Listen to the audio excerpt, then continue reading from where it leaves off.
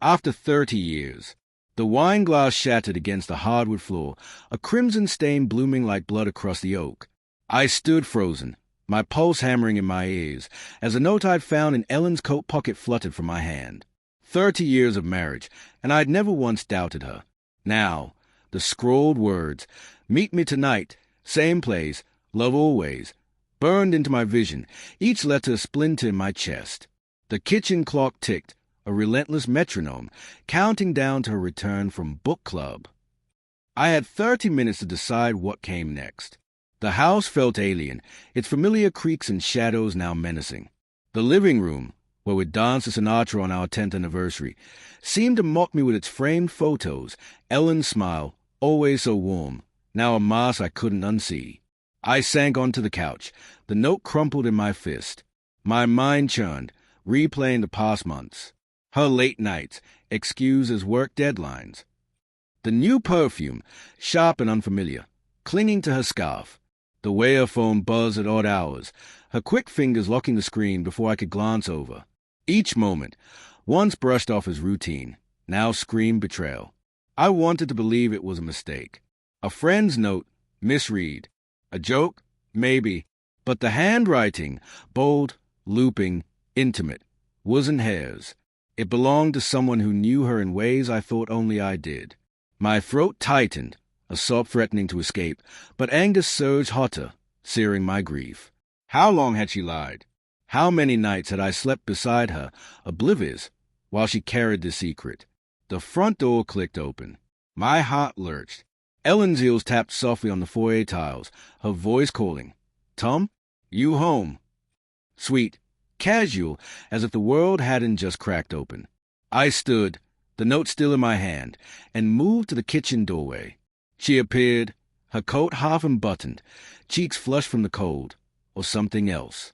Her eyes flicked to the broken glass, then to me, and for a moment I saw it, a flicker of fear quickly buried under her smile. "Rough night?" she asked, setting her purse down.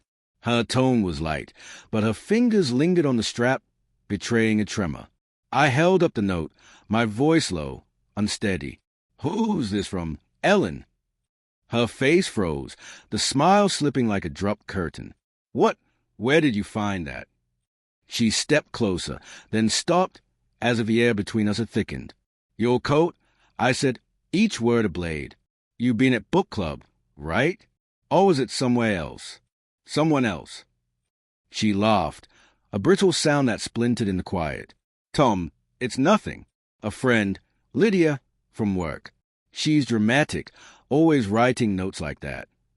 Her eyes darted away, to the floor, the clock, anywhere but me. "Lydia," I repeated, stepping closer. The scent of that unfamiliar perfume hit me, sharp as a slap. "Lydia writes you love notes. Meets you at the same place?" Her breath hitched. "You're twisting this." "It's not." She reached for my arm, but I pulled back, the note crumpling tighter in my fist. "Don't," I snapped. "Don't lie to me anymore." My voice broke, and I hated it, hated the vulnerability, the raw ache in my chest. "How long, Ellen? How long have you been sneaking around?" She went still, her eyes glistening, but no tears fell.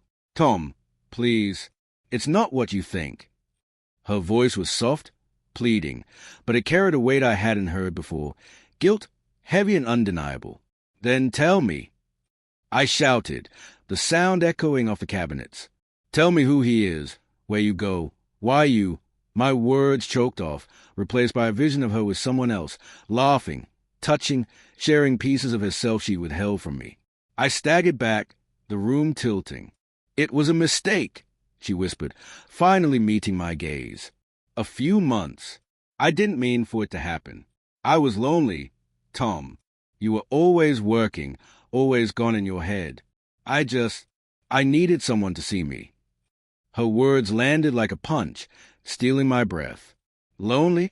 I'd given her everything, my time, my heart, my life. But as a confession hung between us, I saw the truth. I'd missed her pain, her distance, her slow drift away. I'd failed her too. "Then why didn't you tell me?" I asked, my voice barely audible. "Why lie?" She shook her head, tears spilling now. I was scared. I didn't want to lose you. I laughed, a hollow, bitter sound. You already have. The silence that followed was deafening. I turned, grabbed my key from the counter, and walked to the door. Her voice called after me, broken, desperate. Tom, wait! But I didn't stop. The note fell from my hand as I stepped into the night, the cold air biting my skin. 30 years, gone in 30 seconds. And as I drove away, her silhouette in the doorway shrinking in the rear view, I realized the worst part. I still loved her. Even now,